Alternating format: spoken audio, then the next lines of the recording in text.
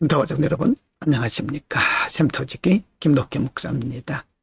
오늘은 아모스 3장 9절부터 4장 3절까지고요. 하나님은 계속해서 이스라엘 백성들, 남한국 유다 백성들의 죄를 지적하시면서 하나님의 공의가 어떻게 그들에게 임할는지를 가르쳐주고 있습니다. 하나님의 사랑을 저버리고 하나님의 은혜를 거부한 이들에게 하나님은 엄중한 하나님의 공의의 심판을 말씀하고 있습니다. 3장 9절부터 15절입니다. 9절 아스돗의 궁들과 애굽 땅 궁들에 광포하여 이르기를 너희는 사마리아 산들에 모여 그 성중에서 얼마나 큰 요란함과 학대함이 있나 보라 하라. 10절 자기 궁궐에서 포학과 겁탈을 쌓는 자들이 바른 일 행할 줄을 모르느니라. 이는 여호와의 말씀이니라. 11절 그러므로 주 여호와께서 가라사대 이 땅 사면에 대적이 있어 내 힘을 쇠하게 하며 내 궁궐을 약탈하리라.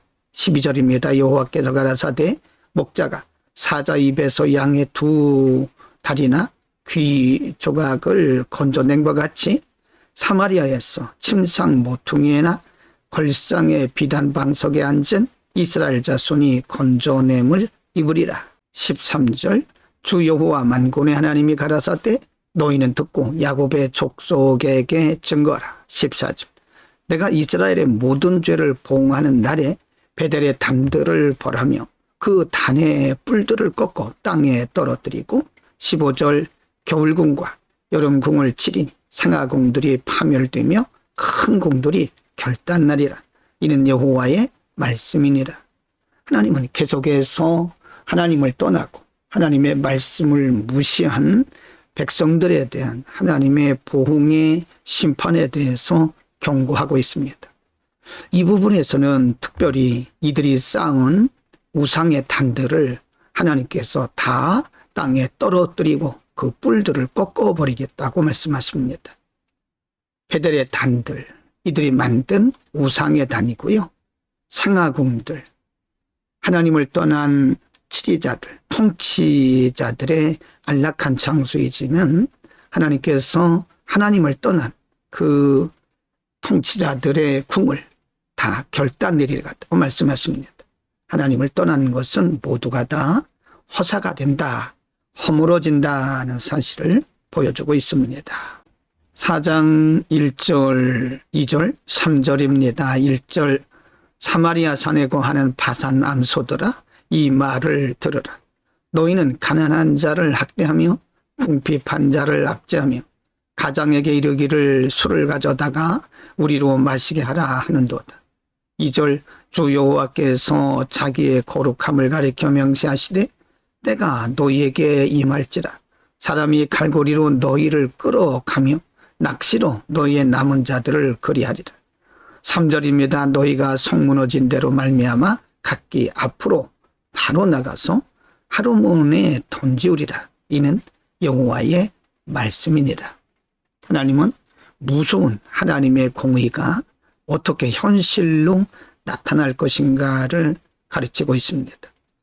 하나님은 무지하고 교만하고 불신앙에 빠져있는 이스라엘 백성들과 지도자들에 대해서 바산의 암소들, 이들에 대해서 학대한 자들, 하나님은 반드시 그들에게 공의의 심판을 내리시겠다고 말씀하고 있습니다. 2절에 보면 사람이 갈고리로 너희를 끌어내 낚시로 너희의 남은 자들을 그로할 것이다 라고 경고하고 있고요. 성이 무너진 대로 말미암아 각기 앞으로 나가서 하루몬에 던질 것이다. 할몬산에 던질 것이라고 말씀합니다. 그들이 쌓았던 모든 것들이 다 무효가 되고 물거품이 되고 허사가 된다는 것을 경고하고 있는 겁니다. 하나님은 매 절마다 아주 중요한 말씀을 하고 계시는데요.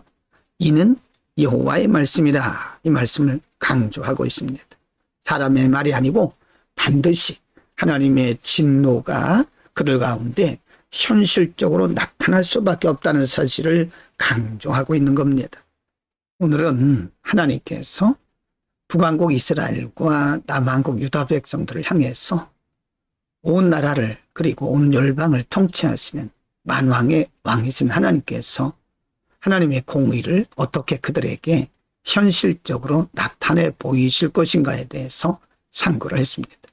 물론 하나님의 백성인 이들은 모두 다 하나님을 무시했죠. 말씀도 무시했죠. 믿음을 떠났죠. 하나님을 배역했죠. 결코 그들의 모든 수고가 허사가 되고 결국은 하나님의 진노를 받게 된다는 사실을 가르쳐주고 있는 것입니다. 여러분, 인간은 아무리 힘이 있어도 결국은 하나님의 통치 아래 있는 것입니다. 그래서 사람들이 하나님을 거역하고 하나님을 배역하게 되면 결국은 모든 수고가 허사가 된다는 사실을 알아야 할 것입니다. 은혜 가운데 사는 것이 복입니다. 기도합니다. 걸어가신 우리 아버지, 우리의 평생 동안 하나님의 은혜를 깨닫고 하나님의 은혜를 누리고 하나님의 축복을 깨닫고 하나님의 축복을 누리며 사는 우리의 생이 되게 하옵소서. 예수 그리스도의 이름으로 기도드립니다. 아멘.